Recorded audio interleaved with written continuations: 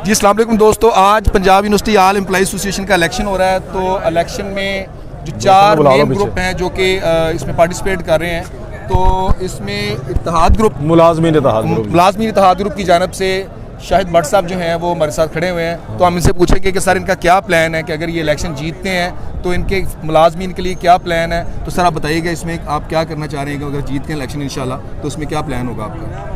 अल्हम्दुलिल्लाह अल्लाह के फजल और करम से अगर अल्लाह पाक ने इज़्ज़त दी तो प्लान ये है कि मुलाजमीन के जो मसाइल हैं, जो उनके हकूक़ हैं, उसके लिए जदोजहद करनी है, उनके मफादात के लिए जदोजहद करनी है।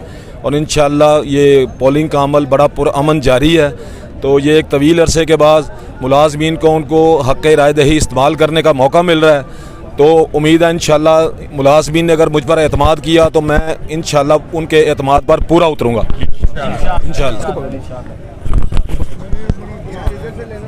तो भट्ट साहब इसमें ये जो है लास्ट टाइम भी हमारा इलेक्शन हुआ था, वो 2 से 3 साल चला और उसका टेन्योर को बढ़ा दिया गया। तो वो मुलाजमीन के उस तरह से मसाइल हल नहीं हो पाए जिस तरह के होने चाहिए थे। तो क्या अभी मुलाजमीन आपसे ये उम्मीद कर रख सकते हैं कि आप मुलाजमीन के हकूक़ की उस तरह से जो है तर्जमानी करेंगे? मुलाजमीन ये चाह रहे होते हैं कि उनके लिए कोई दलेर लीडरशिप हो जो आगे जाके उनके लिए बात कर सके।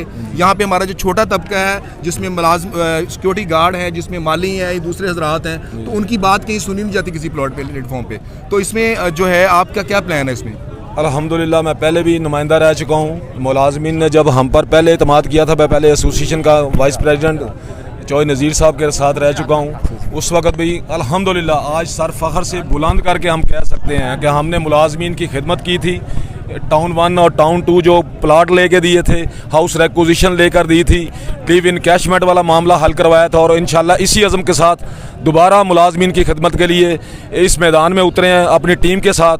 और जो साबका एसोसिएशन है 2 साल का टन्योर होता है, उसने 3.5 साल में भी जो मुलाजमीन के जो उन पर एतमाद किया था आज से 3.5 साल पहले, तो वो उनके एतमाद पर पूरे नहीं उतरे और उन्होंने मुलाजमीन के मसाइल वहीं के वहीं खड़े हैं। अभी हमारा 15% जो स्पेशल अलाउंस है उसका कोई नोटिफिकेशन नहीं हो रहा। 44% हमारी जो है हाउस रेक्विजिशन बढ़ी है वो ये जो साबका एसोसिएशन है वो लेके नहीं दे सकी।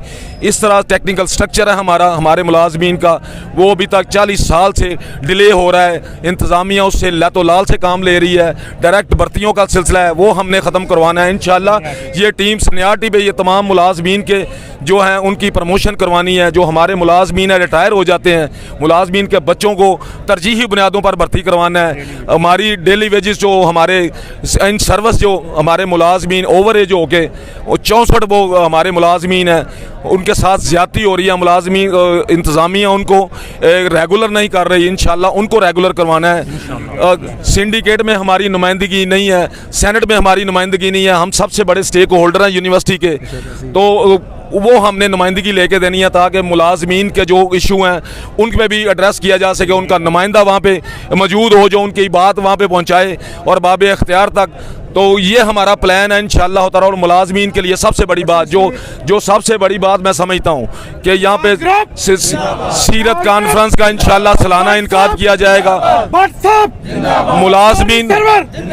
मुलाजमीन के लिए जो सबसे अहम मैं बात करने जा रहा हूँ कि जो हज और उम्रा की स्कीम है जो हमारे मुलाजमीन के लिए बंद कर दी गई थी, तो इंशाल्लाह प्लान है कि उसी तरह हर कैडर से मुलाजमीन हज और उम्रे के लिए जाएगा इंशाल्लाह ताला।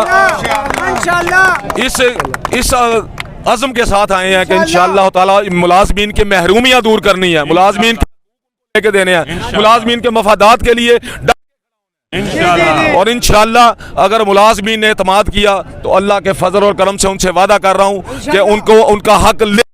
अच्छा भट्ट साहब इसमें लास्ट टाइम भी एक यूनियन जीती तो उन्होंने उससे पहले उनके कुछ एजेंडे और थे, उनका कोई मौक़िफ़ कुछ और था, लेकिन जीतने के बाद यहाँ पे ना अपने मफाद की जंग शुरू हो जाती है। मुलाजमीन के मफाद के पीछे छोड़ दिए। इनके कुछ मुलाजमीन जो गार्ड हैं और माली हैं उसमें हमें ये भी सुनने में आया था कि फ़ोन नहीं उठाया जाता हमारा, हमें रिप्लाई नहीं किया जाता। जो बड़े मुलाजमीन हैं उनके साथ बातचीत हो जाती है। तो इसमें ये वाला जो मुलाजमीन का जो मसला था, तो इसमें हम उम्मीद कर सकते हैं कि जब आप जीतने के बाद इंशाल्लाह तो मुलाजमीन के साथ एक वही वाला सलूक रहेगा जो अभी वोट लेने से पहले सलूक आपका था। मैं मीडिया के सामने ये बता देना चाहता हूँ, अल्हम्दुलिल्लाह सबसे दूसरे जो मेरे मद्दे मुकाबल उम्मीदवार हैं वो यूनिवर्सिटी से बाहर रहते हैं। मेरी रहायशी 24 घंटे मैं यूनिवर्सिटी के अंदर अवेलेबल हूँ।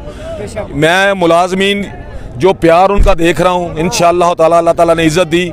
24 घंटे मैं कह रहा हूँ कि उनकी खिदमत के लिए मैं हाज़िर हूँ।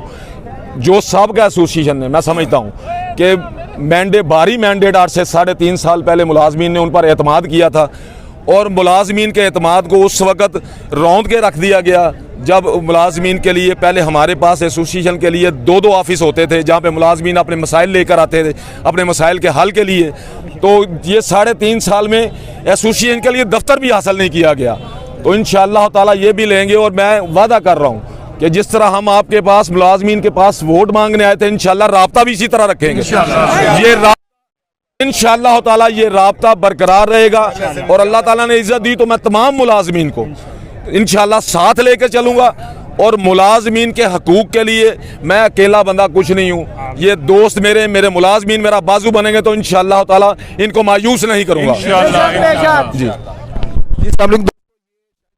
तो आपने शायद व्हाट्सएप की बातें सुनी, तो इसमें अगर जो है हमने इसलिए वीडियो अभी हमारे ताकि हम शायद व्हाट्सएप को बाद में ये वादे याद करवा सकें कि आपने ये मुलाजमीन के लिए वादे किए थे। जज़ाकल्लाह खैर। माशाल्लाह।